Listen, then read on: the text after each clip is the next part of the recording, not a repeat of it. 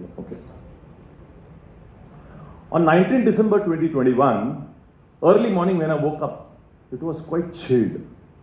I had no other assignment to do, and so I was relaxed. I thought, let me enjoy my cup of tea in the house garden. I put my chair, took my mug of tea, and I sat there sipping and enjoying the cup of tea. I saw the blue sky, the tiny clouds. I saw butterflies dancing, the sparrows chirping. Frankly speaking, they weren't doing anything special for me that day, but maybe I had time, and so I was noticing them. And while I was observing all this, I saw a row of ants, as usual busy, carrying their stuff in a particular direction. I had time, nothing else to do, so I thought, why not put the ants to test? बैठे बैठे क्या करे, करना है कुछ काम. And so I just picked up a small twig and put in their path. And when I closely observed, some of them went around, some of them went up over, some of them went under, but they all went ahead. I felt a little challenged by the attitude of those ants, and so I took a small cup of water and put in their path. No sooner the water sipped in, they again resumed their journey in the same direction. Now with my thumb, I made a small thumb-deep hole in their path. They started going slowly down, and they started coming up slowly. On reflecting, I saw that they were not upset, they were not disturbed, they just moved on. For me, it was a small twig. For them, it was a big tree. For me, it was a small cup of water. For them, it was tsunami. For me, it was a thumb-deep hole. However, for them, it was a deep valley. But they had tiny body, tiny brain, big willpower and determination. And with that, I looked at my own body and I said, easily 1 million ants can fit into this body volume. And so if the ants can have so much of determination and willpower, shouldn't I have 1 million times more determination and willpower to achieve my goals? And with that, I realized a very powerful formula or a word called antitude. Antitude, breakup, is ant plus attitude. This word is not there in any dictionary. I just learned or thought when this incident happened in front of me. The attitude of moving on, moving ahead in spite of hurdles. So friends, did the ant teach me? No, they didn't. I learned because I had the time, I had the inclination, and most important, the observation. And all this put together, I call it inspiration. And that's the title of the program today. Inspiration is omnipresent. Inspiration is there in the ants as well. I am a corporate trainer, and for my leadership workshops, I have to travel to different places. Some places I have to travel by train. One such day, I had to travel from Pune railway station, and the departure time was 7:50 p.m. I had reached at 7 p.m. So I had time on my hand. I was on platform number 1, where the train was supposed to arrive. And there was an announcement that a local train would be arriving in just a few minutes. I was just looking around when I noticed 3 people huddled very, very close to each other and engrossed in a talk. The local train came, it halted, and then it started picking up speed. And suddenly one of the 3 people shouted and said, "Hey, bhago, bhago, bhago. Train ja rahi hai." And all of them started running behind the train. Train aage aage, ye piche piche. Train aage aage, ye piche piche. Train aage aage, ye piche piche. They all were running very fast behind the train. And with a lot of effort, the first person finally got into the train. Now, the moment he got into the train, he gave a helping hand to his colleague. And with a lot of effort, the second person also got into the train.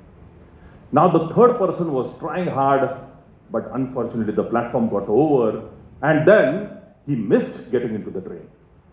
I was watching all this, and I thought, as a motivational trainer, it is my moral duty to go and give some words of encouragement. And so I went up to him and I said, "Sir, you tried very hard. Unfortunately, you missed the train. Better luck next time." And with this, I was expecting a response that he would say, thank you, sir, thank you very much. But nothing of that sort happened. On the contrary, he started laughing. I thought, what is the matter? Why is he laughing? And then I realized maybe I spoke in English and he has not understood, so let me speak a little bit in Hindi and elaborate what I want to say. So I went up to him again and I said, Bhai Sahab, you wanted to go in the train. 2 of your colleagues already went. And then you missed the train. That is why I'm saying, apna hausla bana ke rakhiye. Please do not get upset. Better luck next time. And now I was confident. I had said it very nicely for him to understand. And I was definitely expecting him to say, thank you, sir, thank you very much. Again, nothing of that sort happened and he started laughing. I got upset. I said, sir, you have missed your train. You have failed to get into the train and why are you laughing? Somehow he controlled his laughter and he said, sir, आप जो कह रहे हैं वो सही है. लेकिन दरअसल बात ऐसी है वो 2 लोग जो चले गए ना वो मुझे छोड़ने आए थे. My God. At that time I realized a very, very important formula and that is hosh plus josh is equal to yash, which means clear goals plus matching motivation is equal to success. Now let's look at the first 2 people who jumped into the train, managed to get into the train. They had a lot of josh. They had a tremendous motivation, but they lacked the clarity of goals. They didn't know why they were running. And so they landed at a place where they were not supposed to reach. Failure. Let's look at the third person. The third person knew that he had to go. He had clear goals, but unfortunately, his motivation level did not match. There was a gap, and that also led to his failure. And so, friends, this is what I learned with the incidents which happened on the railway platform. So inspiration is omnipresent. It's also there in the incidences happening on railway platform, road, everywhere in life. Let's move to Mahabharata times, Ekalavya. A tribal child who was refused by Guru Dronacharya that he will not teach the tribal child any of those martial arts and archery. Ekalavya must have got upset for sure. But then he didn't lose his heart. He created a crude mud statue, look-alike like Guru Dronacharya, and learnt the art of archery. And history is an evidence that he was as good as Arjun in archery. Now, Guru Dronacharya refused to teach him, but he learned, taking inspiration from that mud statue. So inspiration is there even in the mud statue, in our mythological stories, and even in the history books. 3 years back, I was conducting a corporate leadership program for a multinational company at a hill resort in Khantala. Beautiful place. Look at the kind of nature which was visible from the window. There was a small session on decision making using out-of-box thinking. The assignment was like this. To the 20 participants, I gave a worksheet. In that worksheet, I told them, write 3 problems you're facing in your personal life, 3 problems you're facing in your professional life. Fold that paper and keep it in the pocket, absolutely confidential. Then 20 participants were broken up into 10 teams, 2 each. They were told, please go out in the nature, identify a place very, very calm and sit and have a nice conversation. Suppose I'm teamed up with some person here. We go out in the nature and we are supposed to identify any object in the nature. Maybe sky, maybe cloud, a big tree, a waterfall, a hut of a broken roof, something of that sort. And I have identified, let's say, large tree. Now I identified and I said that big tree. And now my partner is supposed to tell 3 powerful qualities of that object. And he says, standing tall in all kinds of weather conditions, giving fuel in the form of leaf and wood. Third, giving shade, shelter, and always the attitude of giving. Now the 3 clues which my partner gave me about the object which I identified in the nature, I am supposed to connect to the problems at work and problems at personal life and get out of the box thinking to come to some conclusion. Let me tell you, friends, after 1.5 hours, all the 20 participants came back to the conference hall. There was a debriefing session, and each and everyone made a unanimous statement, yes, nature has clues to solve all the problems of life. And that's what is inspiration is there in the nature as well. And so with these 4 incidences, we all can conclude, indeed, inspiration is omnipresent. Established. Now I come to the second part of my presentation, which is, what next? There are 2 questions here, which I will address. Question number 1, inspiration is present, how do I tap it? And second question is, once I get inspired, what do I do next? Let's come to the first question. Now this is my mobile handset. If I ask you, is 98.3 FM songs playing here? You will say, no. I say, why? You said you have not tuned your mobile to 98.3. And so I tune it, 98.3. And the songs of 98.3 start playing. I do not like these songs, so I change the frequency, 91.1. And 91.1 FM radio starts playing here. I can keep on changing the frequency till I start getting the songs which I enjoy. 100% that is in my control. Now, similarly, what song plays in my life and what experiences unfold in my life also depend a lot on the frequency of my thoughts. The frequency of my thoughts determine what experiences will unfold in my life. Tuning the frequency of my thoughts is very important.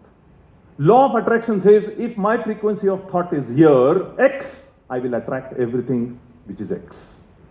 Are there good thoughts in this environment? Yes. Bad thoughts? Yes. Inspiring thoughts? Yes. Depressing thoughts? Yes. Positive thoughts? Yes. Negative thoughts? Yes. Thoughts of criticism? Yes, yes, yes. All these thoughts are there. But which thoughts will get attracted here depends on what is the frequency tuned up here. So if the song of my life today, I do not like it. If the experiences of my life, I do not like it today, then there is a need to tune this frequency. And as I said, as tuning the FM is in my control, tuning this thought frequency is also 100% in my control. And so friends, this addresses the first part of the question. How do I tap? I tap the inspiration by tuning correctly to the frequency.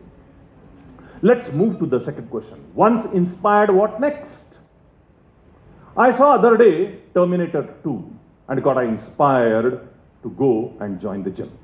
I went to the gym, filled up the form, paid the fees, got the receipt, and came home and showed it to my near and dear ones. They looked at the receipt and they said, you and gym? Now friends, this is a statement of ridicule. Please note, I was already inspired, and yet there was a comment of ridicule and criticism. How do I take it? How do I take it? Now there are 2 ways I can handle it. One, I can say to myself, these people know me from my childhood. They know my habits.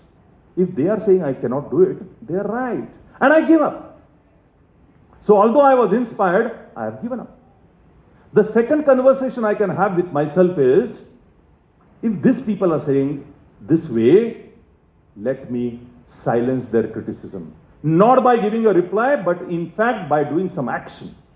And so I start consistently going to the gym, working out with 20,000% motivation, and in a matter of 3 months, I silence the critics, but not only silence them, I develop my muscles as well.